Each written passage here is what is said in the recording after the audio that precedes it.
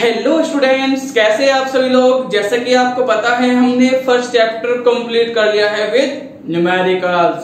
तो हम आपके लिए आज क्या लेकर आए हैं? हम लेकर आए हैं आज आपके लिए सेकंड चैप्टर। और सेकंड चैप्टर जिस टॉपिक पर टिका हुआ है वो क्या है? क्षेत्रफल सदिश। अब जैसे मैंने ये वर्ड बोला क्षेत्रफल सदिश, आपके दिमाग में क्वेश्चन उठ रहा होगा। क्या क्वेश्चन उठ रहा होगा कि यार क्षेत्रफल तो एक अदिश राशि है, फिर सदिश राशि होने का मतलब क्या है? तो चलिए हम आपको बताते हैं, इसके लिए आप हमारे साथ बने रहिए अंत तक। तो स्टूडेंट्स देखिए क्या होता है। अब तक आपने पढ़ा है कि क्षेत्रफल एक अदिश राशि है, जैसे वर्ग का क्षेत्रफल है, किसी वृत्त का क्षेत्रफल है, एक्सेट्रा एक्सेट्रा। बट अगर मैं वही बात करूं 3D बॉडी की, मतलब 3D डायमेंशन बॉडी की, तो क्या होता है? मान लीजिए मेरे पास ये कोई प्लेट है, ठीक है, 3D है, और ये क्या है, मैंने वैद्युत क्षेत्र, जो वैद्युत क्षेत्र है उसमें रख दी, और वैद्युत बल रेखाएं क्या है, इससे लंबवत गुजर रही है। मान लीजिए क्या है, वैद्युत बल रेखाएं ऐसे हैं, इसे मैं मार्कर से शो कर लेता हूं भाई। मान लीजिए दो ये वैद्युत बल रेखाएं हैं, ये क्या है, इससे ऐसे गुजर रही है, ठीक है। ये ऐसे मैं एक को बना देता हूं, ये क्या है आपकी ऐसे गुजर रही है वैद्युत बल रेखा। अब अगर मैं इस प्लेट को क्या है ऐसे रोटेट कराना स्टार्ट कर दूं, जैसे घुमाना स्टार्ट कर दूं, देन क्या होगा? जो वैद्युत बल रेखाओं की संख्या है वो घटती चली जाएगी। ऐसा क्यों हो रहा है? वैद्युत क्षेत्र तो हमारा जो का तो है, और अगर हम बात करें अपने इस प्लेट के क्षेत्रफल की, वो भी जो का तो है, पर लेकिन ऐसा हो क्यों रहा है?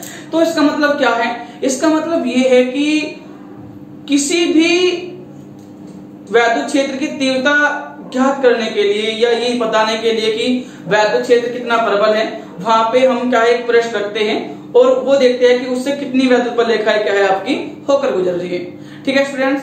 और अगर हमारे पास इस केस में जो आपके पास पृष्ठ है उसका क्षेत्रफल के साथ साथ क्या है, उसका ओरिएंटेशन, उसका दिक विन्यास भी मायने रखता है। इसी वजह से क्या है, हमें यहाँ पे किसकी जरूरत पड़ती है? क्षेत्रफल सदिश की। तो चलिए क्षेत्रफल सदिश को मैं एक बड़े सिंपल शब्दों में समझाने की कोशिश करता हूं।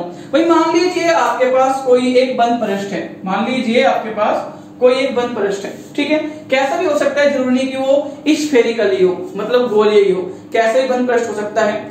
अगर मैं इस बंद पृष्ठ को क्या है छोटे छोटे अवयव से क्या मान लूं, मान लीजिए मैंने क्या है छोटे छोटे अवयव से क्या है बना हुआ मान लिया। भाई एक अवयव ये है, एक अवयव ये है, एक अवयव ये है, ठीक है, और इसका हर एक अवयव का जो मान लीजिए क्षेत्रफल है, ये भी डीए है, ये भी आपका डीए है, और ये भी आपका डीए है, ठीक है। अब सबसे पहले मैं क्या है परिभाषा लिखूंगा क्षेत्रफल वेक्टर की। तो चलिए क्षेत्रफल वेक्टर की परिभाषा देखते हैं, ठीक है। तो प्रत्येक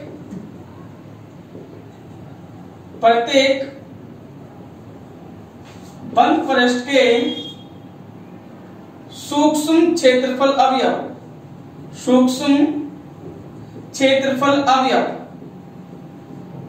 अवयव से एक सदिश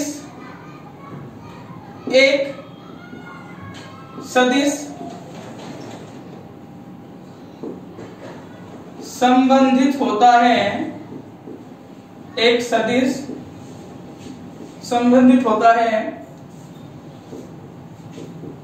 जिसका परिमाण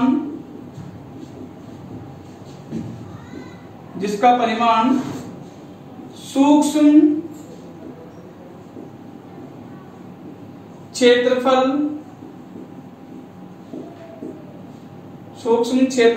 अवयव या सूक्ष्म अवयव लिख सकते हो आप, सूक्ष्म अवयव के क्षेत्रफल के बराबर, परंतु दिशा लंबवत बाहर की ओर होती है, बाहर की ओर होती है, ठीक है भाई। इस सदिश को क्षेत्रफल वेक्टर, क्या क्षेत्रफल वेक्टर।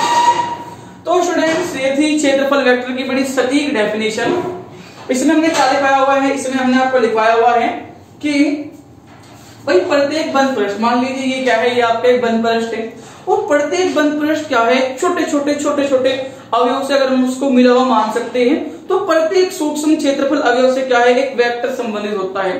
अब ये वेक्टर क्या है, इस वेक्टर का जो परिमाण है वो बराबर होता है सूक्ष्म क्षेत्रफल अवयव के क्षेत्रफल के बराबर। और वहीं अगर हम दिशा की बात करें तो वही दिशा क्या होती है, लंबवत बाहर की ओर होती है। अब मान लीजिए क्या है, ये है आपका, ये डीए है। अगर मैं इसकी बात करूं क्षेत्रफल वेक्टर की, तो ये क्या होगा, इधर की ओर, ये डीए वेक्टर। अगर मैं बात करूं इसकी, तो भाई ये क्या होगा, ऊपर की ओर डीए वेक्टर, और ये कहां होगा, डीए वेक्टर। अगर आप कहीं मान लीजिए एक अवयव आपने यहाँ पे ले लिया, तो कहां होगा, डीए वेक्टर। तो आपके पास जो क्षेत्रफल अवयव होता है उसकी दिशा हमेशा लंबवत बाहर की ओर होती है।